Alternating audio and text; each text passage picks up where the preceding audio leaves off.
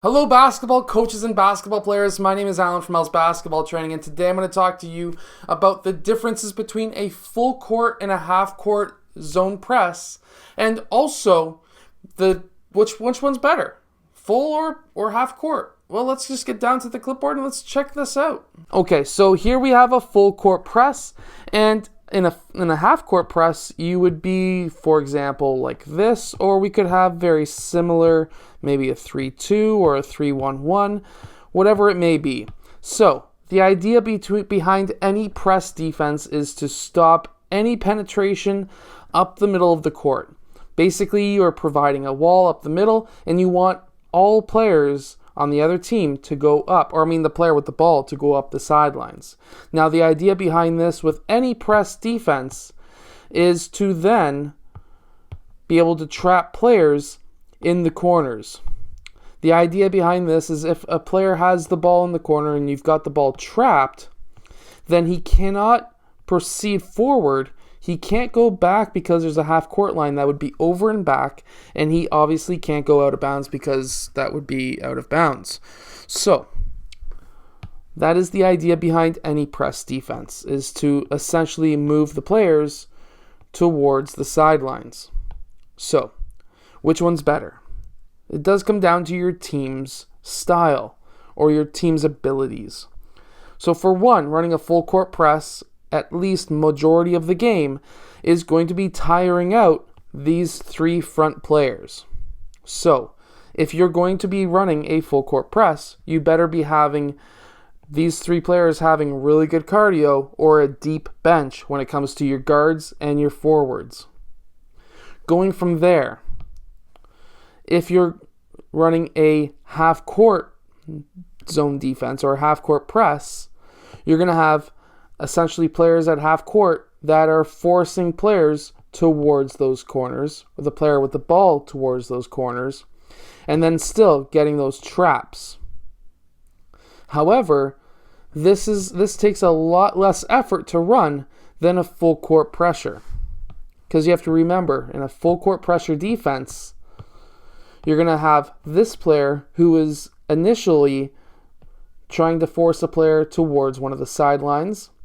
Once that starts happening, you're going to have a secondary player who is going to then be helping that point player, forcing the other player with the ball towards those sidelines. While in a half-court pressure, you're going to be having players come back towards that half-court line. They can take that half a second to 2 or 3 second rest while they're dribbling the ball up the court, and then they start getting pressured. Now, the whole idea behind running a full court pressure is if you're near the beginning of the game or if you're running a tight score, it's putting pressure on the other team early so that you can create more turnovers when most of their team is still on the other side of the court. So if you were to get an early turnover here, it's essentially 3-on-1 on the way back, or 2-on-1 on the way back. That's the idea behind a full court press. So again, which one's better? It's hard to say. It really comes down to your team that you're coaching. If you're coaching a very athletic basketball team, run the full court press. I'm not going to lie, I've had teams where I have ran a full court press throughout the whole first quarter and throughout the whole fourth quarter of every single game. And the reason why we did this was to get early turnovers and early points, take a rest in the second and third quarter, sit back into a half-court press, and then in the fourth quarter, go all the way to the full-court press. And there's a saying called balls to the walls. You're basically going all out to get that ball back and to pressure them so that whatever kind of run that team is going to try and operate and create in that fourth quarter, we're shutting it down right away. So whether or not they're up by, or we're up by 10 or 15 or 20 in that fourth quarter, especially at the beginning of that fourth quarter, I do not want the other team to go on a run. I do not want the other team to get any breathing room, and I want to be able to sustain that 10, 15, 20 point lead and maybe grow it so that the last 4 or 6 minutes of the quarter, I can get a little bit of my bench in to let my players rest for the next game. As you know, a lot of the tournaments that we go in as as youth coaches, we're going to be having maybe 3 or 4 games on a Saturday, maybe even up to 5 games I've seen in some situations.